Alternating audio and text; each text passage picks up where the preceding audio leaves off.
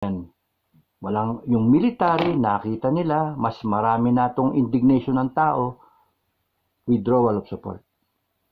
So, tayo, withdrawal of support kay ako, withdrawal of support kay BBM.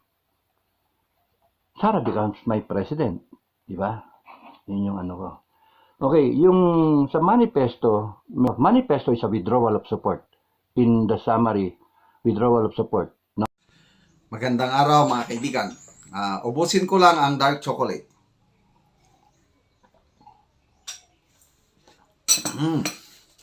So, pwede nang mag-order. Dito kayo mag-contact sa mga, lalo na mga kapwa ko senior citizens. Kailangan natin ito, very healthy drink. Pure cacao. Okay, so, gumagana na o uusad na ang manifesto ng taong bayan telling that the Filipino people are now withdrawing their support from the president na nakaupo sa Malacanang. Yan po ang initiative ni Premier Class 83 Baron, Captain Dado Enrique. Salamat, sir. Ako, pumirma na o pipirma pa, ipopost niya, today, I will sign that manifesto. Ayaw ko na sa presidenting ito. And I'm very sure, as the sun rise in the morning and sets in the afternoon, maraming pipirma yan, mga kapwa ko, retired generals. Hindi ko lang sila pangalanan, but ang daming galit na sa administrasyong ito.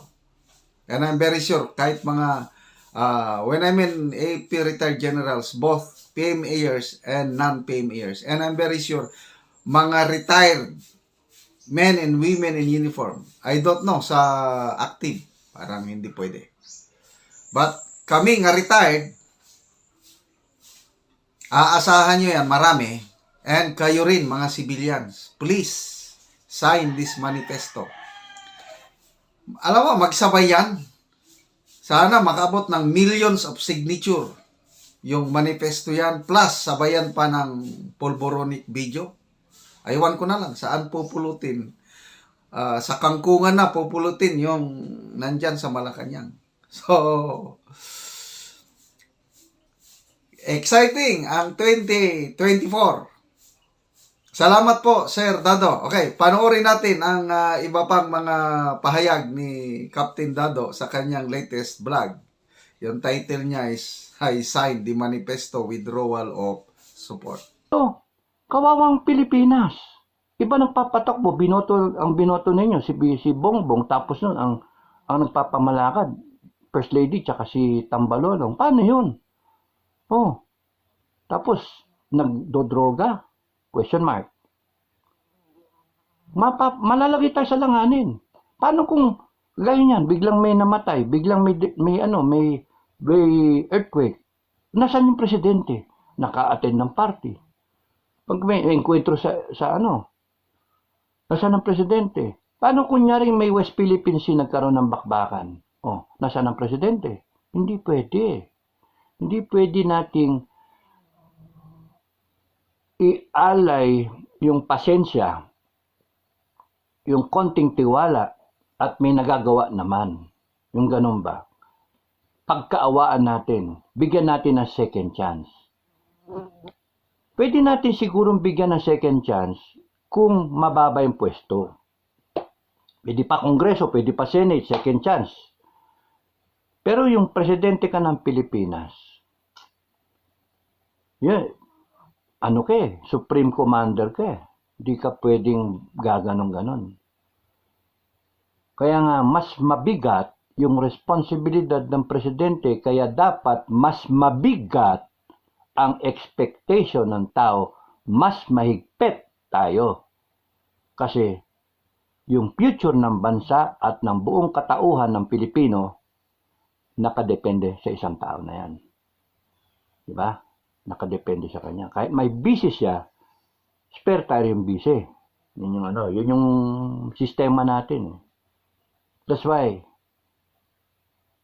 the question lang is, did I intend to deceive? Yes.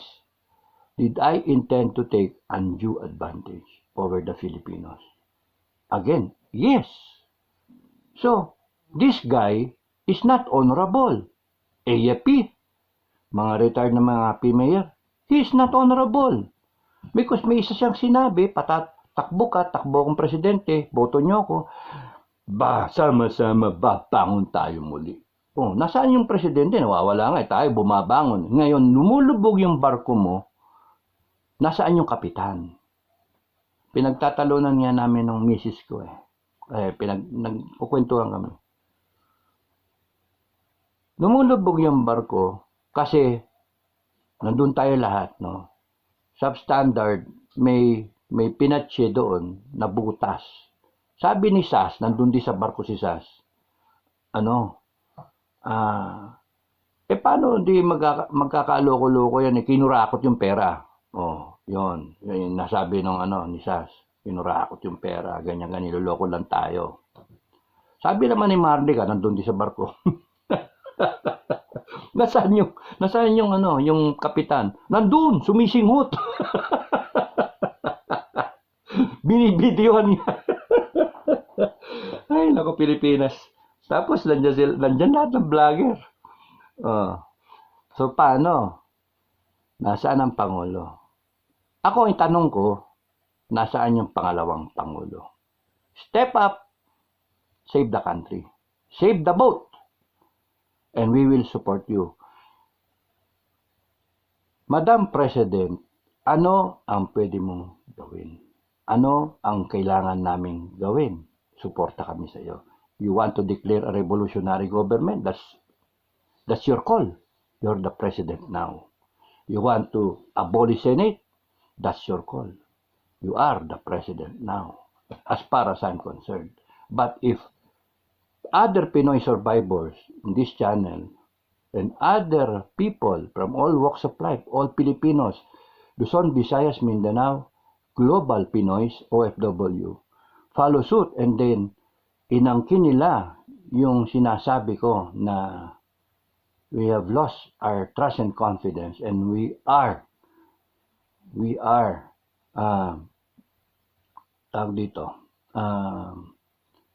announcing our yung withdrawal of support dun sa kay BBM, then you automatically become the president since it's stated in the Constitution.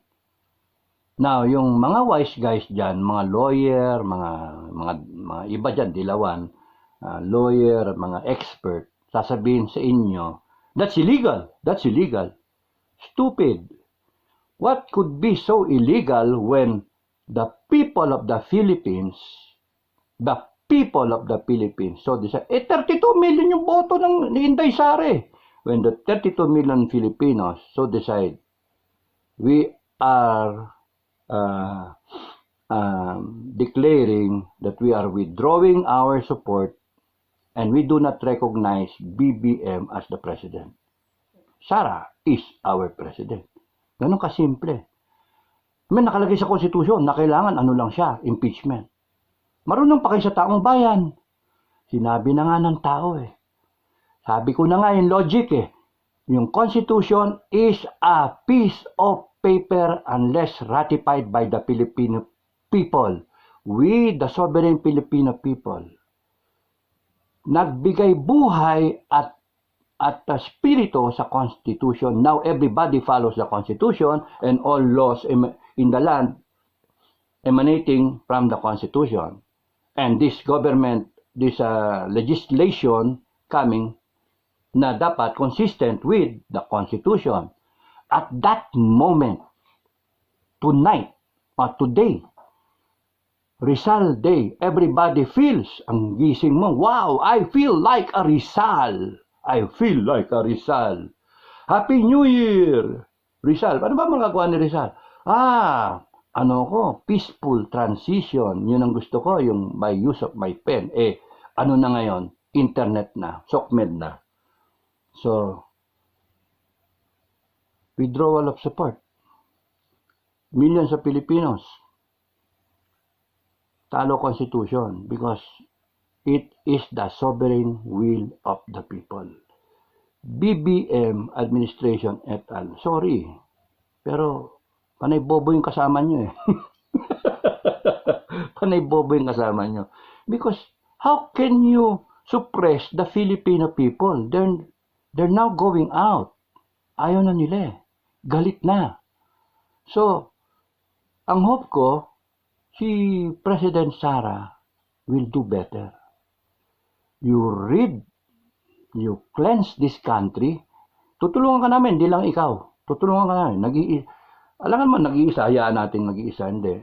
Tulungan natin that in our generation, with a presidency of Sara for 4 years and then another 6 years, that's 10 years, maybe the Philippines will be a Singapore. Yun sa akin. But if we allow the current situation doing nothing, bahala kayo sa buhay nyo.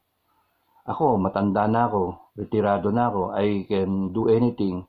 Sabi ko sa inyo, regalo ko sa inyo itong huling buhay ko, regalo ko sa inyo itong Christmas at New Year. Inisip ko, why not withdraw my support kay BBM? And maybe kayo, aangkinin nyo rin yon.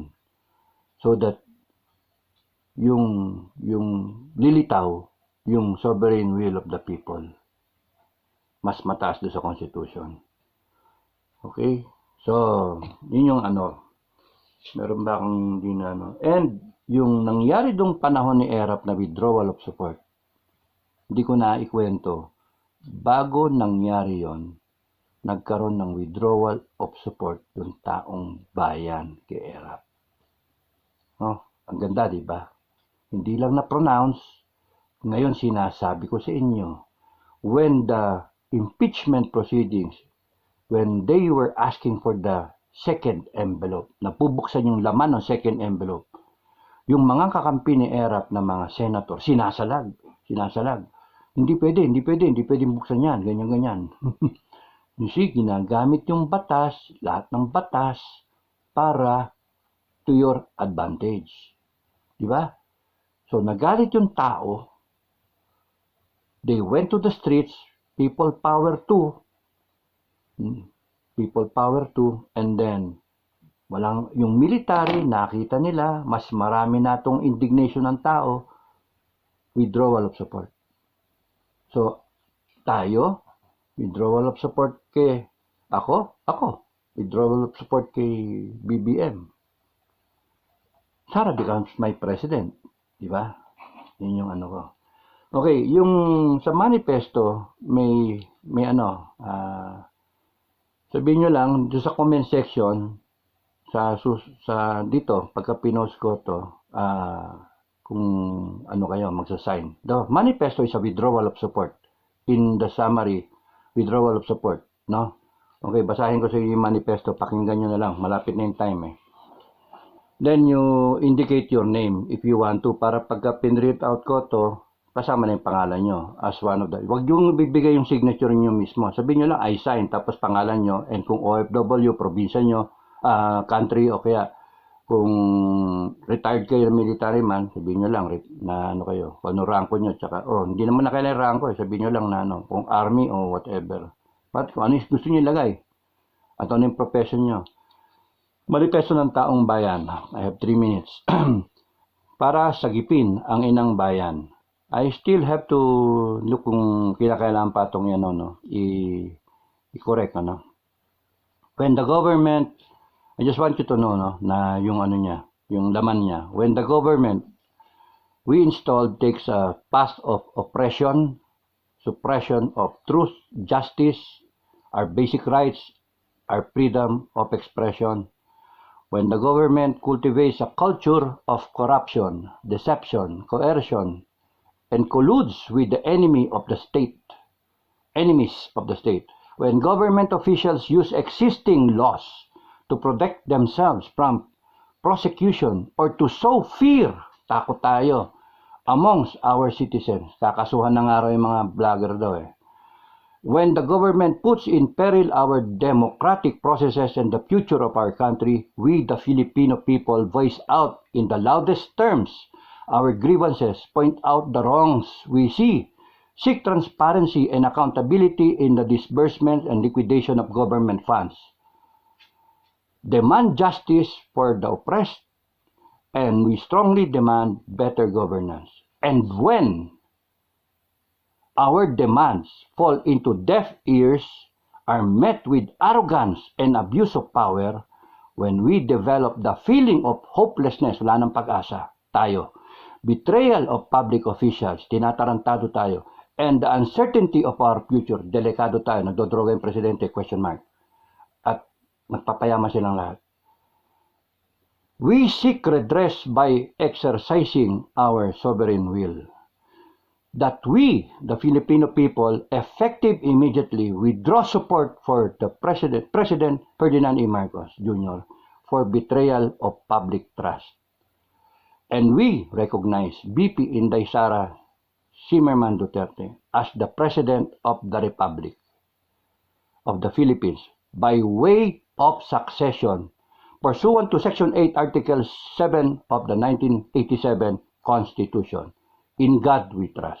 I sign. So, ayun. Ipopost ko yung gusto pumirma. Pumirma kayo. Kung ayaw nyo, wag. Walang pilitan yan. Nung troll, pirma na rin kayo. Ayun, salamat sa inyo lahat. God bless the Philippines. Itong regalo ko sa inyo. Tignan ko kung mare-retouch pa. Pero basically, you know the thought. You say, I sign. And then you put your name dito sa comment section. Okay, maraming salamat sa inyong lahat. My gift to you, God bless everyone. God bless the Philippines. Happy New Year. Bye.